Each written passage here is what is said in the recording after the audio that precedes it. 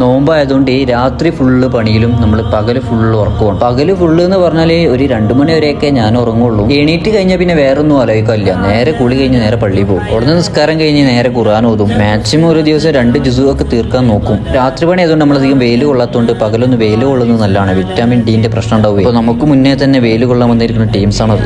എന്താണെന്നറിയില്ല, നമ്മളെ റാഫി ഒന്ന് വെയിൽ കൊള്ളാൻ വേണ്ടി താഴേക്ക് ഇറങ്ങിയിരിക്കണം. റാഫി നല്ല അടിപൊളി ആളാന്നാട്ടാ പാകിസ്ഥാനി പറഞ്ഞു തരുന്നത്. ഓൻ എന്താന്ന് പറഞ്ഞു റാഫിക്കും, റാഫി എന്താ പറഞ്ഞെന്നുള്ളത് ഓനക്കും മനസ്സിലാവാത്ത അവസ്ഥയിലാണ്. കുറച്ചേറെ ഈ ചങ്ങായിന്റെ ഒപ്പം ഇങ്ങനെ ഇരുന്ന് നോക്കി ഓന്റെ പാകിസ്ഥാനത്തെ കഥകളൊക്കെ ഇങ്ങനെ പറഞ്ഞുതരും. അതൊക്കെ കഴിഞ്ഞപ്പോ ഒരു 4 മണിയായിരിക്കും. ബഗാല നമ്മളെ കയ്യെത്തും ദൂരത്തായതുകൊണ്ട് നേരെ ബഗാലേ പോയി. അപ്പൊ നമ്മളെ ചെക്കന്മാരുണ്ട് അവിടെ, ഫവാസ്. ഇന്നെന്താ കറി ഉണ്ടാക്കാന്ന് ആലോചിച്ചപ്പോ പിന്നെ മുട്ടക്കറി ഉണ്ടാക്കാന്നാണ് തീരുമാനിച്ചു. നോമ്പാർക്കാൻ നേരത്തെ നല്ലൊരു മസാല ബോണ്ടി ഉരുളക്കിഴങ്ങ് പോകാൻ ഞാൻ കുക്കറിലാണ് ഇട്ടിച്ച്. റാഫി ഒരു തലക്കല് ചോറൊക്കെ ഉള്ള അരി കഴിക്കുന്നുണ്ട്. ഞാൻ ആ സമയത്തോണ്ട് എന്ത് ചെയ്ത് മാവൊക്കെ സെറ്റാക്കി വെച്ചു. നമ്മുടെ മുട്ടക്കറി നല്ല തേങ്ങരച്ച കറിയാട്ടോ. ഏകദേശം ഒരു 6 മണിയായപ്പോഴത്തേനും നമ്മുടെ സംഭവങ്ങളൊക്കെ ഫുള്ള് സെറ്റാക്കി വെച്ചു. ഫ്രൂട്ട്സും കാര്യങ്ങളൊക്കെ ഉണ്ട്. അതിന്റെ കൂടെ പൈനാപ്പിൾ ജ്യൂസും കൊണ്ടുണ്ടായിരുന്നു. നോമ്പ് പറഞ്ഞ പാടെ നമ്മൾ നിസ്കാരം കഴിഞ്ഞ് വേറെ ഒന്നും തിന്നിട്ടില്ല. നേരെ സൈറ്റിൽ പോകാനുള്ള പരിപാടിയാണ്. സൈറ്റിൽ ഒരു ക്യാമറ വെക്കാനുണ്ട്. വെക്കാൻ പറ്റുമോ ഇല്ലെന്നുള്ളത് അവിടെ എത്തിയാലേ അറിയുള്ളൂ. നമ്മളെ സൈറ്റിൽ ആ സ്ഥലത്തിന്റെ ഓണർ സൗദിയാണ്. അപ്പൊ ആ സൗദിക്ക് അവിടെ ഒരു ക്യാമറ വെക്കണം എന്ന് പറഞ്ഞിരുന്നു. ക്യാമറ വെക്കാനാണെങ്കിൽ ബാക്കിയുള്ളവരെ പണിയൊന്നും നല്ലപോലെ അവിടെ കഴിഞ്ഞിട്ടുമില്ല. നമുക്കാണെങ്കിൽ ഫിനിഷിംഗ് വർക്ക് ചെയ്യാതെ നമുക്ക് ക്യാമറ വെക്കാനും അങ്ങോട്ട് തോന്നൂല. നമുക്ക് നമ്മളെ പണി എല്ലാവരും പണി കഴിഞ്ഞാൽ വൃത്തിയായിട്ട് വെക്കാനേ നമുക്ക് തോന്നാറുള്ളൂ.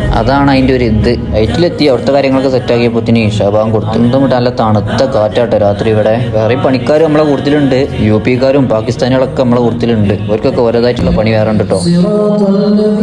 ഇഷാ നിസ്കാരം കഴിഞ്ഞപ്പോഴാണ് ഞാൻ ഈ ഒരു ഖുർആൻ കണ്ടത്. മലയാളത്തിൽ ഖുർആന്റെ പരിഭാഷ. അതിവിടെ സൗദി അറേബ്യയിൽ കണ്ടപ്പോൾ പ്രത്യേക ഒരു കൗതുകം. നിസ്കാരം കഴിഞ്ഞ് പള്ളിക്കുന്ന് വേഗം ഇറങ്ങി സൈറ്റിലെത്തി ഒരു ചായ കുടിക്കാനുള്ള പരിപാടിയിലാണ് ഇനി. നല്ല തണുത്ത കാറ്റും നല്ല തണുപ്പും ഒരു ചൂട് ചായ എങ്ങനെ ഉണ്ടാവും. ഓൻ പറഞ്ഞ പാടൊന്നും കഴിക്കാത്തതുകൊണ്ട് നമ്മളൊരു 10 മണിയായപ്പോൾ നമ്മൾ ഫുഡ് കഴിക്കാൻ വേണ്ടി റൂമിൽ തന്നെ പോയി. ഫുഡ് കഴിച്ച് വന്ന് പിന്നെ ഒരു 12 മണിയപ്പോൾ പിന്നെ ഒരു ചായ. ഇതിന്റെ ഇടയിലൊക്കെ നമ്മളെ പണികളവിടെ നടക്കുന്നുണ്ട് കേട്ടോ. ഇനി ആരും ഇതിന്റെ ഇടയിൽ ചങ്ങായിമാരെ ഞങ്ങളെ പണി എവിടെയാണ് നടക്കണമെന്നൊന്നും വിചാരിക്കണ്ട. പണിക്കട നടക്കുന്നുണ്ട്. ഞങ്ങൾക്ക് കുറച്ച് പൈപ്പൊക്കെ ഇടാണ്ടായിരുന്നു അവിടെ. അത് കഴിഞ്ഞപ്പോൾ ഓരോ ഹെൽപ്പ് ചെയ്യാൻ തന്നു. പിന്നെ നമ്മളെ കൂടുതലുള്ള ഒരു പാകിസ്ഥാനിക്ക് വയ്യാന്ന് പറഞ്ഞിട്ട് നേരെ കൊറിയാത്തിലെ ഹോസ്പിറ്റലിൽ പോയി. എനിക്ക് തോന്നുന്നു നമ്മുടെ മലയാളി നേഴ്സുമാരില്ലാത്ത ഹോസ്പിറ്റലിൽ കുറവാ തോന്നുന്നുണ്ട് സൗദി അറേബ്യയിൽ. അവിടെ പോയപ്പോൾ അവിടെ ഉണ്ടായിരുന്നു. 3 മണിയൊക്കെ ആയപ്പോൾ നമ്മളെ ഡ്യൂട്ടി നിർത്തി നേരെ റൂമിന്റെ അവിടെ വന്നു. കുബൂസ് എടുക്കാൻ വെച്ചിട്ട് ബഗാലേ കയറിയതാണ്. ബഗാലേ കയറിയപ്പോൾ ചങ്ങായിമാരെ നമ്മളെ അർഷാദും മുബഷീറും ഭയങ്കര തള്ളു. രണ്ടാളും ഒന്നിനൊന്നിന് മെച്ചാ. ബഗാലൊക്കെ 24 മണിക്കൂറും പ്രവർത്തിക്കും ഇവിടെ. പൊന്നാരും മുബഷീർ എന്റെ തള്ളക്ക് ഇത്രയും കേട്ടല്ലേ എന്തെങ്കിലും ഒന്ന് വാങ്ങിക്കാട്ടെന്ന് പറഞ്ഞപ്പോൾ മുബഷീറിന്റെ ആകെ ഒരു റെഡ് ബുള്ളും വാങ്ങി തന്നു. ഓർക്ക് ഇവിടെ വർത്താനം പറഞ്ഞിരിക്കാൻ വേറെ മലയാളീസ് ഒന്നും വരവില്ല. ഞാനൊരു ചെറിയ ഐസ്ക്രീം എടുത്തുകൊണ്ട് പിന്നെ റൂമിലേക്ക് പോയി.